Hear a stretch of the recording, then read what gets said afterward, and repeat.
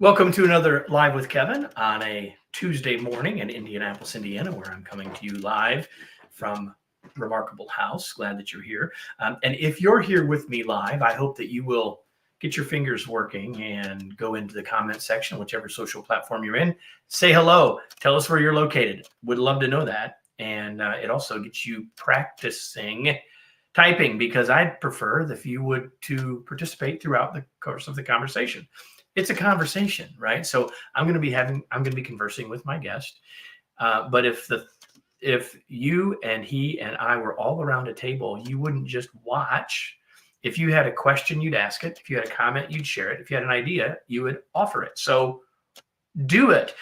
Even though you're not at the table having a cup of coffee, you can be at the virtual table by saying hello first and then letting us know what your questions or comments are. When you do that, you will get more value from this, and it will ultimately be a better podcast. If you didn't notice, up there over my shoulder, this will eventually be on the Remarkable Leadership Podcast. So we're doing double duty. We're doing the live stream now, and it will become a part of the podcast. So what I'm going to do now is make that shift to the recording for the podcast. You don't have to do anything, but I'm going to do a countdown, and then this will be where the podcast recording will begin. Marissa, for you in 3, 2, 1. Communication, culture, conversation. These 3 C words are linked and are at the core of team productivity and success, whether you know it or not. Those are the 3 words at the core of today's conversation, too. The conversation that when you apply these ideas, the ideas that we will discuss could change the trajectory of your team's future. Welcome to another episode of the Remarkable Leadership Podcast, where we are helping leaders grow personally and professionally to lead more effectively and make a bigger difference for their teams, organizations, and the world. If that's what you're after, you're in the right place. If you're listening to the podcast in the future, you could join us when we are live on your favorite social media channel, or maybe not your favorite, but on some social media channels. And to find out how that's happening, when that's happening, and how you can participate live, you can join our Facebook or LinkedIn groups, 2 of the platforms that these are on. You can do that by going to remarkablepodcast.com/Facebook or remarkablepodcast.com/LinkedIn.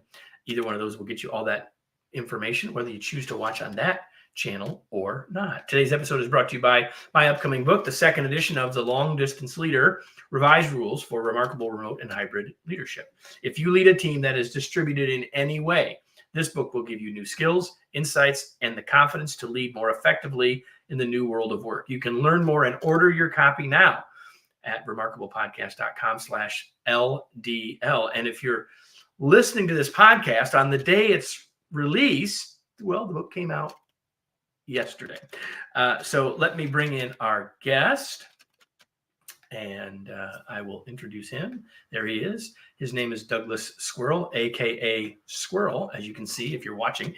Douglas Squirrel is the director of Squirrel Squared Limited. He has been coding for 40 years and has led software teams for 20. His experience includes growing software teams as a CTO in startups, from fintech to biotech to music and everything in between. And there's a lot in between. He's consulted on project management at over 200 organizations in the US, UK, Australia, Africa, and Europe, and is coaching a wide variety of leaders in improving their conversations, aligning their business goals, and creating productive conflict. He lives in Frogholt, England, in a timber-framed cottage built in 1450. He is the author of Squirrel's Tech Radar, Decoding Tech Talk, and his newest book, Agile Conversations, Transform Your Conversations, Transform Your Culture, co-authored with Jeffrey Frederick. Here's the book, and here is Squirrel, and I'm so glad that you're here. So since you're in a house that was built in 1450, you said the walls are thin, we might hear other things, and that's all good. So if anyone hears something extraneous, consider it a cool world of podcasts. We're all used to it. Consider it a feature, not a bug. How about that? Exactly. That's the closest I can come to talking about software development, Squirrel. So let's start here. Let's start with the journey. As I was thinking about our conversation, the question that I had was, how does a coder start talking about conversation? Well, it is an amazing journey. So I certainly didn't start there. I started by being kind of a radical rebel rouser. And what I would do is in my technology team, I would get them riled up against the rest of the business. And I'm ashamed of this now, but I'm telling you, so you can hear where I started. And I would say things like, oh, those suits, they just don't understand us. They don't know what we're doing. We have to be even better because we have to impress the suits upstairs. This was totally counterproductive. This was not helpful. And I noticed after a while that this kind of oppositional approach really wasn't working, but I wasn't sure what to do differently because I needed my technology. Right? Yeah, well, I had what I had. And the engineers responded to clear direction. And if I gave them a clear direction, like let's make sure we impress the suits, that's what they would do. Us engineers, we really like things that are black and white, 0 and 1, on or off in a set of steps. Yep. And then I came across the work of an amazing guy named Chris Argyris, who most of your listeners have probably never heard of. And Argyris had, in the 1970s, discovered a whole set of techniques for improving your conversations, building trust, reducing fear, improving commitment. And I said, this is the stuff I want to do. And I've been doing it really inexpertly. And I got together with several friends who also were working on this kind of stuff. And Jeffrey, my co-author, was one of them. And we practiced every 2 weeks improving our conversations. That's one of the key messages your listeners can take away, is conversations are a skill. You can think of it like race walking in the Olympics that we have on as we're recording this. We were all walking all the time, but the race walkers, boy, did they practice. They're really good, and they don't walk like the rest of us. And they walk a lot faster. Not even close. Exactly. Not even close to the way. Both in terms of speed and technique, right? Exactly. And that's the point, is that you can improve your conversations, as I did on this journey, by practicing them. And we can talk a lot more about how to do that.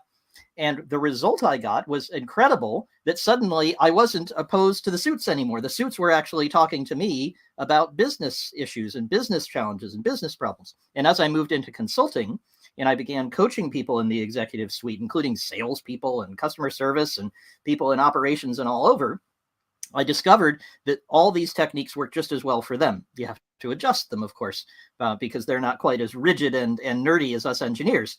But the same methods, if you give people step-by-step instructions for improving their conversations, you suddenly get much better performance out of your team. So that's the journey. So Chris's work is famous to some, and those who know it, I would say almost revere it. So if you were to recommend one of Chris's books, which one would you recommend? None of them. Don't read any of them. The problem with Chris's books is they're incredible, but also incredibly dense. They are. So they are. That's why I was wondering if you had one you wanted to suggest. No, because I can't say that any of them are legible to normal humans. Which is why you need to read this book. That would be helpful. So Agile Conversations would be good, but there are others such as Peter Senja. Never know how to say his name. Thank you. The Fifth Discipline. You're catching me out here. And there's another one. Not exactly the easiest read either, actually. No, I agree, but a little easier. And then if you want really digestible, easy going stuff, there's a good one called Difficult Conversations, which is by, I think, the Harvard Negotiation Project. So several Harvardites who got together and wrote a really accessible book. So there's your full range. You can read the tough stuff for the graduate level, or you can get started at high school. I love that. And getting started is what we really need to do. So you come from the software world, and the first chapter of the book, you actually talk about sort of the background and the history of coding as it relates to things that eventually led to Agile. So the title of the book is Agile Conversations. It's not a book just for software folks, though. So why the word Agile in it? I'm curious, because there's a reason. But so talk to us about, why is it an Agile conversation that you want us to think about? Got it. So now some of your listeners might not know this concept of Agile. It's kind of like lean in manufacturing, or quality circles and so on. It's one of these things that people latch onto and kind of add their own ideas onto. And it's a word that doesn't mean so much anymore. But there's an underlying principle behind this idea that software could come out more quickly and be more what people actually need. And that's really the fundamental core of it, is that I could show you over and over again a piece of software and say, hey, Kevin, did you like that? And Kevin says, no, I hate it. And then I show you another version. You say, I hate that slightly less. And we keep doing that until we make something that's good. That's the whole idea. There's not really much more to it. But the challenge is that everybody forgot that the whole point of that is the part where you say, do you like this? And you have a conversation about whether it works for you. And that applies in customer service and operations in every part of any business, not just the tech side. But in particular, in tech, we kind of got ourselves stuck. And we got ourselves behind this Agile logo, this Agile moniker. And so we wound up saying, oh, yes, we have to be Agile. We have to follow the rules. We have to do it this way. We have to follow this predilection, this direction to go. And the problem is that that's not actually very Agile. That's kind of rigid and stuck. Exactly. And it's kind of the antithesis of the idea. Exactly. And so what you'll see, and probably your listeners have seen us engineers do this, it's one of the classic things I have to root out when I go into a new client, is this idea that, oh, we have to do it this way. Oh, we have to have this meeting at this time. Oh, we can't give you this piece of software. We can't do it that way because the rules say you can't. And that's not the idea of an Agile software development team or a good team anywhere. What you do is you say, here are some techniques which would help me to get the outcomes I'd like. Let's have a conversation about that. And we kind of left that behind. One of my favorite Agile quotes from one of the people who got started with this principle, this idea in software development, is when you create a ticket, and you might know that in IT, we tend to create these tickets and we keep track of them, we do them and so on. When you create one, don't do it. It's an invitation to a conversation. So by you saying, hey, Squirrel, I would like my computer to dance and sing and tap dance on my desk, I might say, Kevin, that's challenging. I don't think I can do that. That's not starting a conversation. If I say, Kevin, why do you want entertainment from your computer? Then I might be able to introduce him to YouTube. And hey, he finds something that's entertaining. That little microcosm of getting from what somebody asks for and what they demand, which doesn't lead to a conversation, and what they actually need, which does lead to a conversation, that's the shift that Agile people were trying to make, but it kind of got lost. So that's why we called it Agile Conversations, trying to drag it back to creating those conversations, creating that, fulfilling those needs for customers. So the subtitle of the book says, transform your conversations, transform your culture. And big promise. It's a big promise. And in the book, you say that conversation is the glue of culture. Mm-hmm. Talk about that a little bit, because I think it's a great way to think about it. And I think culture is another, by the way, I don't want to go on my own little rant here, but culture is another one of those words that's been overused to the point that it's problematic, right? My definition is the way we do things around here, right? Not a bad definition. So why or how is conversation the glue? That's because stories are the unit of idea transmission. And somebody was, I was talking to a client yesterday and trying to explain an idea to them. And I stopped after a couple of sentences of explanation and blank looks around the table. And I said, could I tell you a story? And they all immediately lit up and they said, oh, great, we'd like a story. Tell us a story. And I told them a story about a client who had a terrible situation. They had a wall full of all their problems. It was 50 feet long. It was describing all the things they were trying to do. And I came in and we eventually tore down the wall. We took down all the stuff that was on the wall and they had the wall space for like some nice pictures instead of all their problems and challenges. And I told them the story in a little more detail. And suddenly the room was animated. We had ideas coming in. We were able to pick out some tasks that we could take on to change the culture. And that's because we started with a story. And the story could have been one that people disagreed with. No, I don't want that. I want something else. Great. You're creating the conversation by having the story. Right. And that's why it is so powerful for changing culture, because people can see themselves in the story. They can identify with the story and they can understand the language of the story.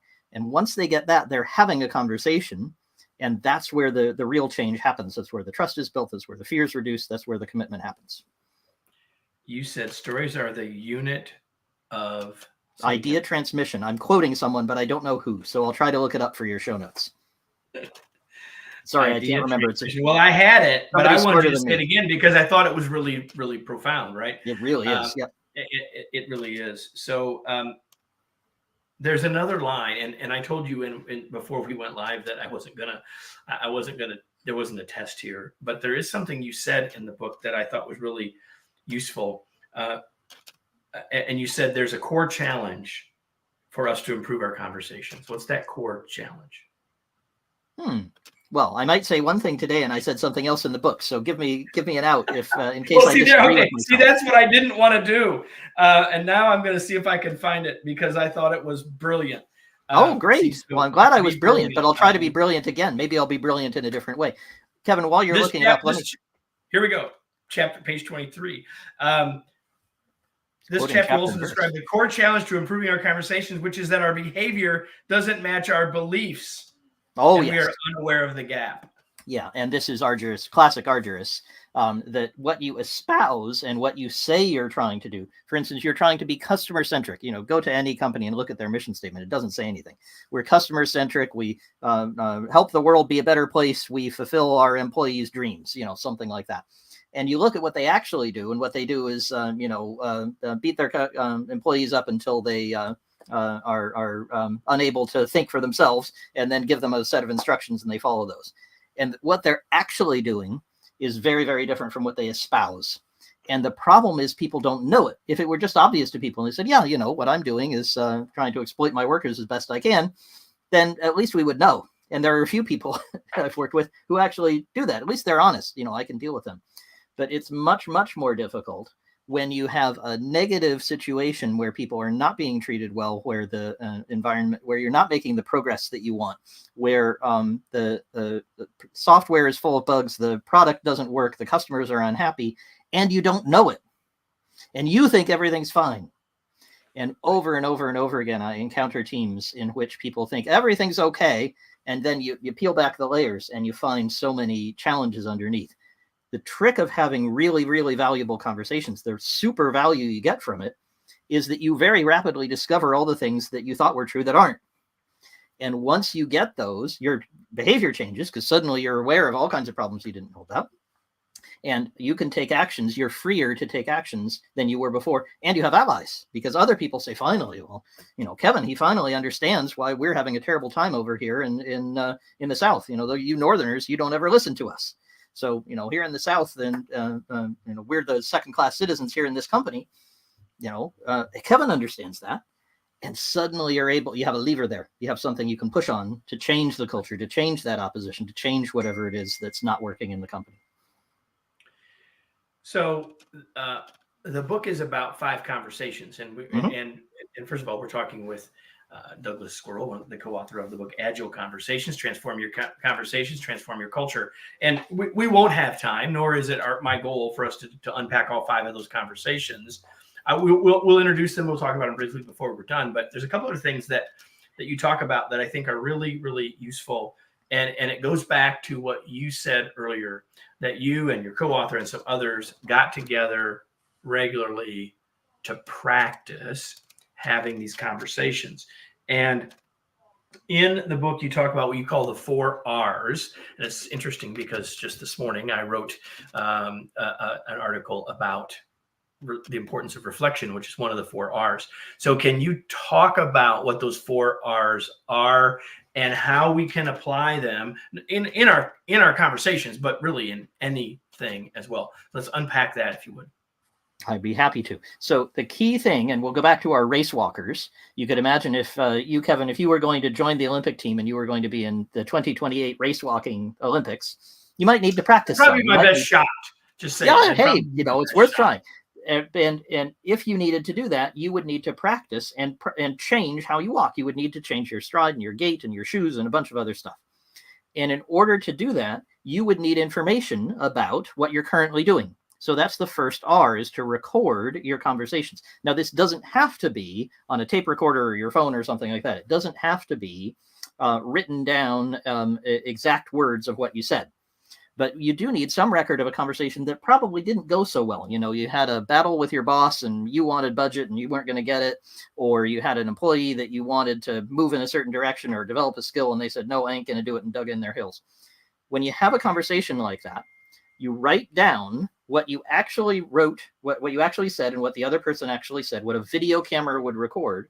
And that's just like taking a video camera and shooting at you doing the race walking, right? Because then we could see, oh, wait a minute, your feet need to be farther apart. You need to do this differently. And you can analyze that. I could go in more depth about exactly what you write down and how it works, but I'll give you just the kind of guts of it.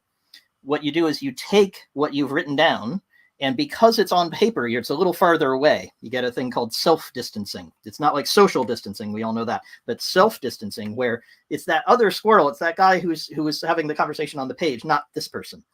And when you can do that, you can say, it really wasn't so helpful for me to tell Kevin that he never listens to me. Probably saying you never listen to me is not going to help him to listen to me. So, okay, what could I do about that? Actually, it might be helpful, but I might want to revise it out of my conversation. So this is where I can adjust it to match what I want to do. And if I say, look, that kind of thing is not so helpful, but I want to share the information, how can I take what I'm thinking, which is I don't feel listened to, and share that with Kevin? And what I might then do is cross out. So this is the revision step.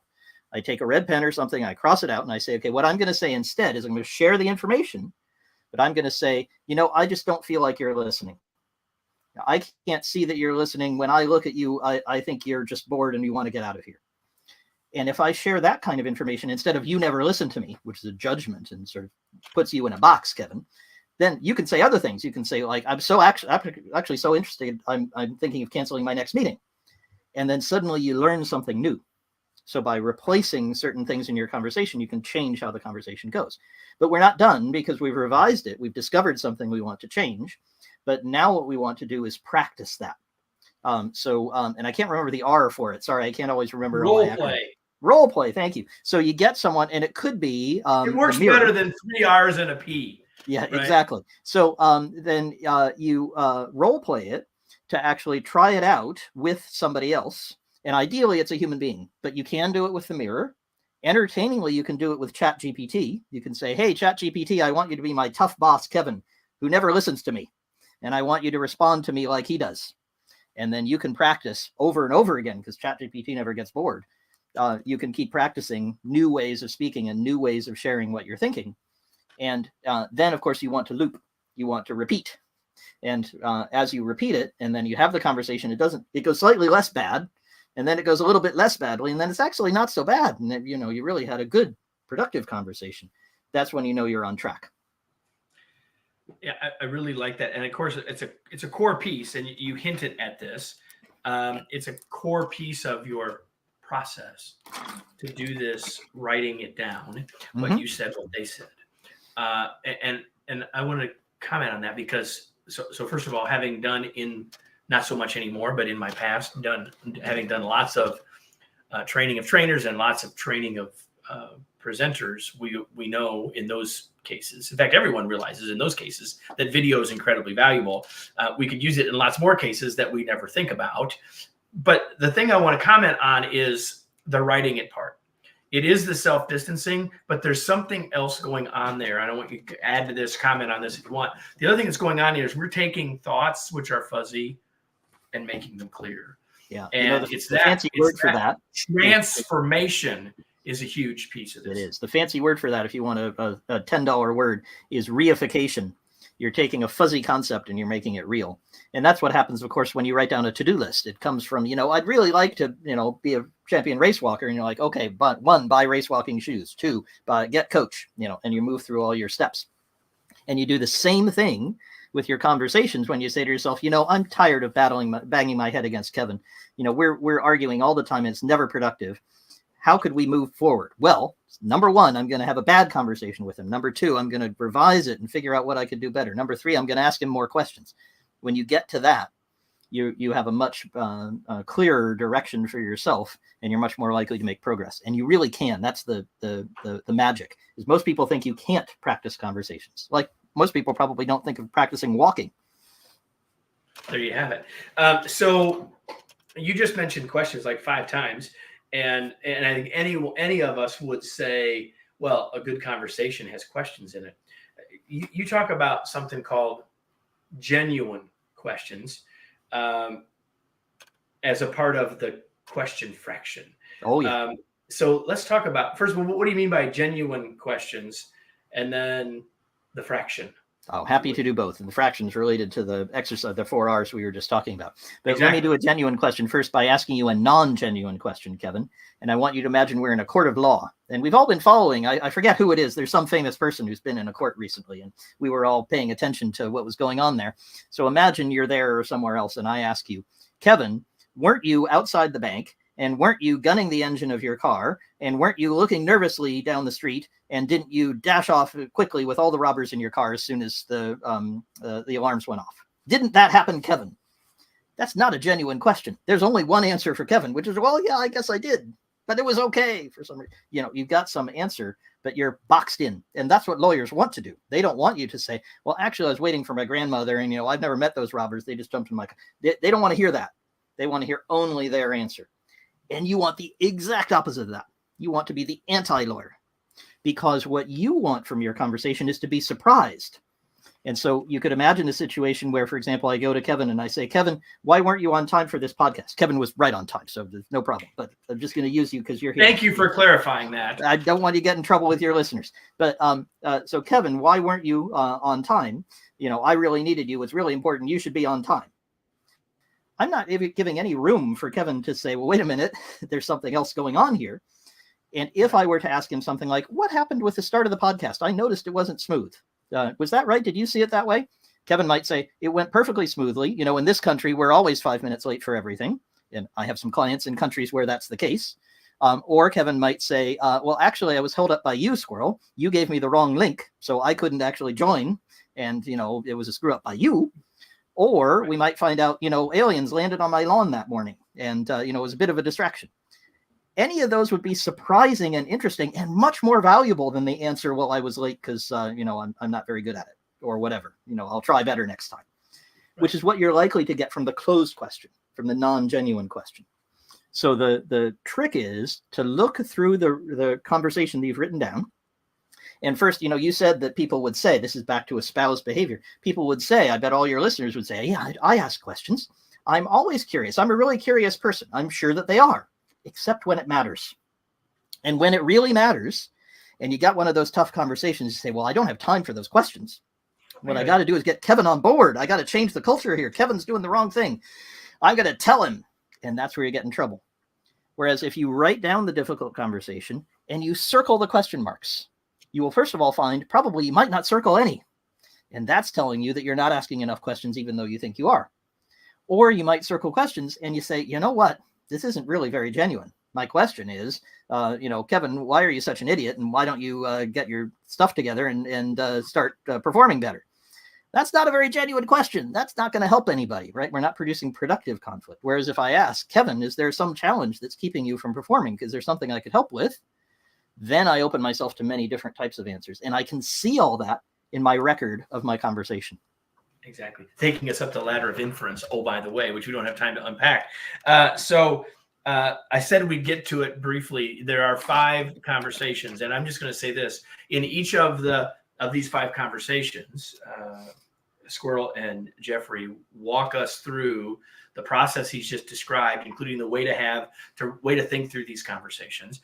And we don't have time to really unpack any of that. That's why you need to go get a copy of this book. But I do want you to at least be able to tell people what the 5 are before we finish, so they have a context of what you believe, or the two of you believe, are the critical conversations that become the glue to our culture. So even if we can't go into depth on them or really even talk about them very much, I think it's a great value to those of you listening to say, okay, these are core. And you've said several of them several times, but you've not said all of them yet, I don't think. I can put them together. It's not a problem. But let me point out that they're in an order, and they're in an order for a particular reason. And that is, if you were not to build the foundation first, then you're not going to get very far up the mountain. You're not going to get a very tall building. So what's very important is that your listeners pay attention to the order in which these conversations come. And by the way, if they sound familiar, that's because Jeffrey and I stole them from a guy called Lencioni, who wrote a book called The 5 Dysfunctions of a Team. And the thing we got really upset about, that really motivated us to write the book, is Lencioni tells you about all these problems and doesn't give you a thing to do about them. He just says, diagnosis, you have a problem with fear.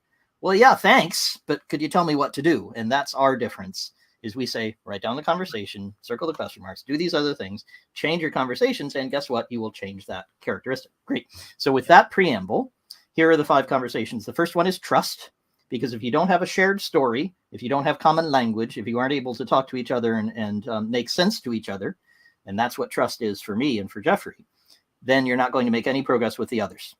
So build trust first. Second one, you need to reduce fear, because you could trust the other person all you want, but if they're terrified, if they're thinking, oh my God, I'm going to get fired for this, oh my heavens, this is going to be massively consequential for me and my community and my family, they're not going to be able to think clearly. So we need to remove the fear. We need to mitigate the fear.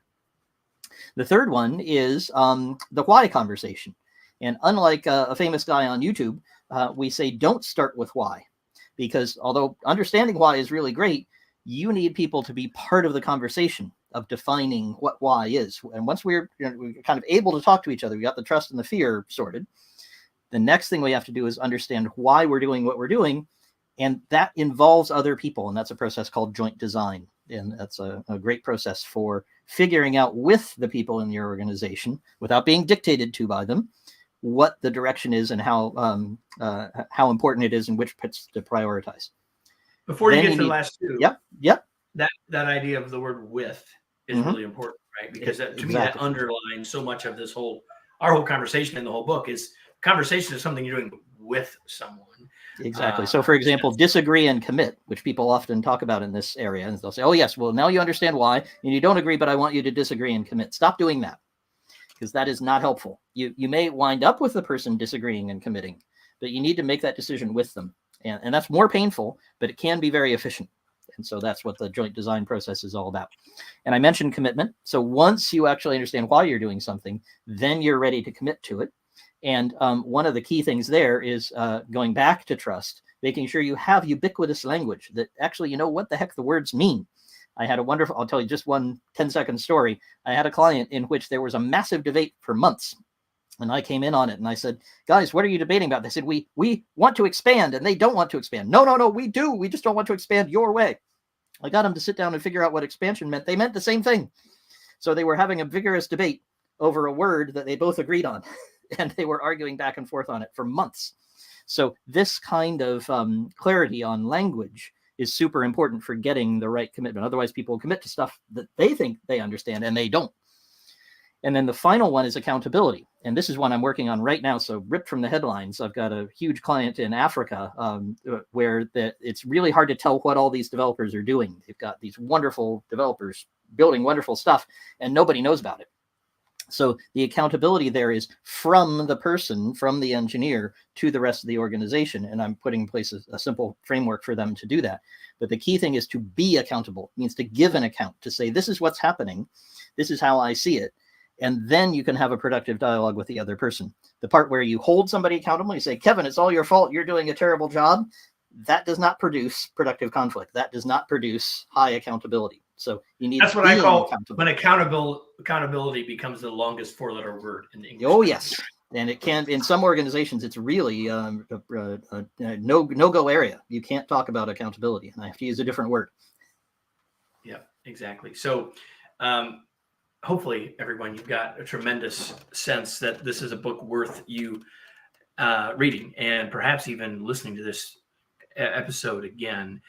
But before we give you a chance to learn more about where you can get that information and all those sorts of things, I have 2 other questions, Squirrel, that I like to ask people. And one is this: what do you do for fun? Excellent. So the main thing I do is I play games with my wife, and that might seem kind of boring and normal and so on until you realize that my wife is blind. And so actually finding things that we can do together and ways that we can collaborate is one of the fun challenges.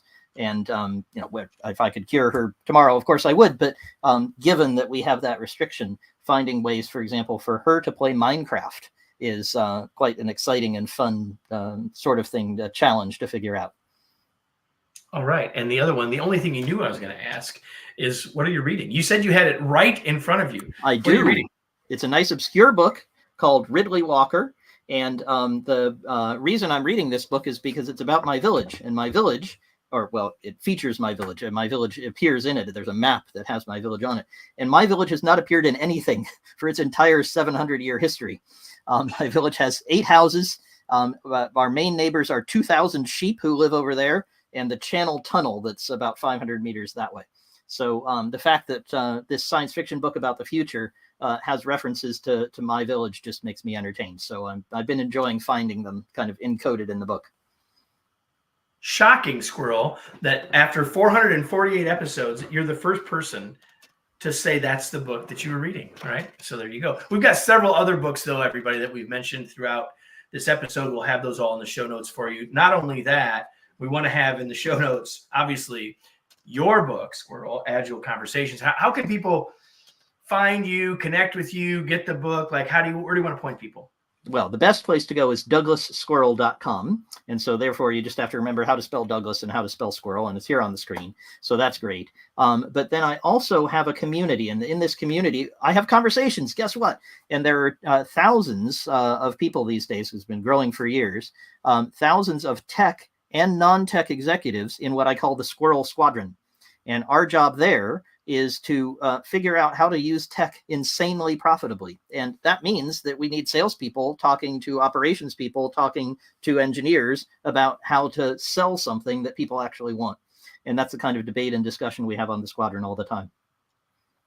SquirrelSquadron.com. Oh, yes. Sorry. Yes, exactly right. You had it there on the screen, but I forgot. That's okay. So before we wrap up, everyone, I'm going to ask you a question. I can't have a true conversation with you because we're not in the same place and you're not hearing these words at the same time I'm saying them, obviously. But it's the question I ask you all every week.